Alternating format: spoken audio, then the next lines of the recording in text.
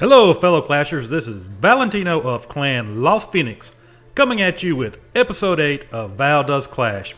And today we're going to talk about today's big update. One of the things included in today's update is a tiebreaker for war. We won't have any more tied wars. What's going to happen is the best attacks, the highest percentage of those best attacks in destruction will go towards determining the tiebreaker. So don't quit wanting to save your heroes for later. Go ahead, get every percent you can. You might need it at the end. The next change we have is to the lightning spell. Lightning spells are now going to level 7. Their total damage is going to go from 510 to 570. I personally love this change. I used a lot of lightning spells in the day, back when I used to barch a lot. And those lightning spells saved me lots of those 50% victories. Another thing they did was rework some of the spells. The poison spell will act differently now. Now it will actually damage the big troops that we've all been requesting in our clan castles lately. Maybe we'll see small troops again, I don't know. It ramps up its damage the longer it sits on a target, much like a single firing inferno. The other thing it does is slow down the rate of fire by the defending troops. I guess because they're sick.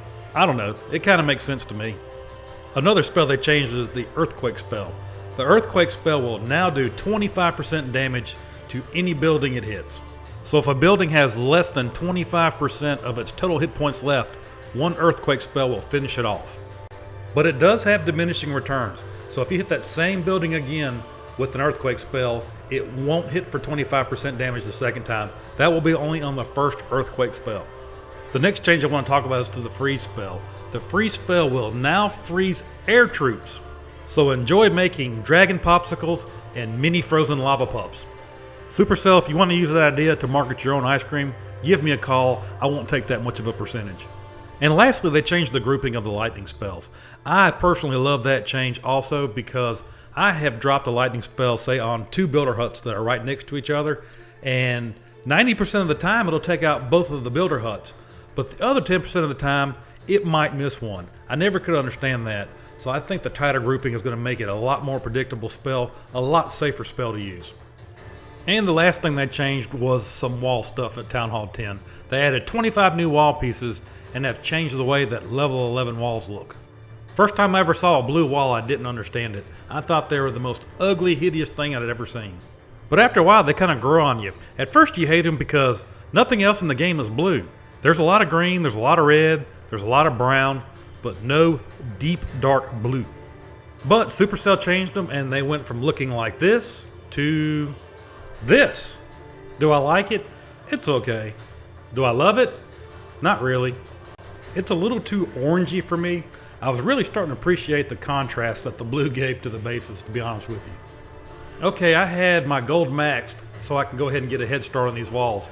Next thing I'm going to do is something that is out of my character. I'm going to buy gold. I'm going to drop another $20 on gems to take my gold storages from 0 to full. And we're going to see how much it costs to buy 8 million gold. I've already done a little math, and to buy a wall and max it all the way up to level 11 cost 8,821,050 gold. So if you do the math on that, that comes out to be well over 220 million gold. Okay, so for you math nerds out there, if you take your 220.52625 million gold and divide by the 8,001,000 gold that your gold storages hold, you would have to refill your gold 27.6 times.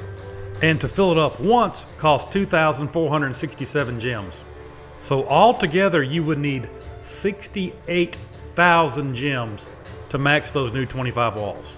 So if you did it the cheapest way possible, which is to buy a chest of gems for $100, you would be spending $485 to max those new walls. Hey, but at least you'd have a little change in gems from your 500 bucks. All I can say is holy. I think I'll do it the old-fashioned way. It's time to break out the overalls, get on the tractor, let's farm some loot. But if you do see somebody with those new max walls, don't give them a hard time.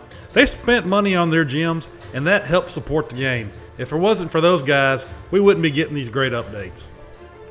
Alright guys, That's gonna do it for me. Please, if you enjoyed the video, like and subscribe below. Show me some love. Come back for the next episode. And remember, nobody clashes like Val does Clash.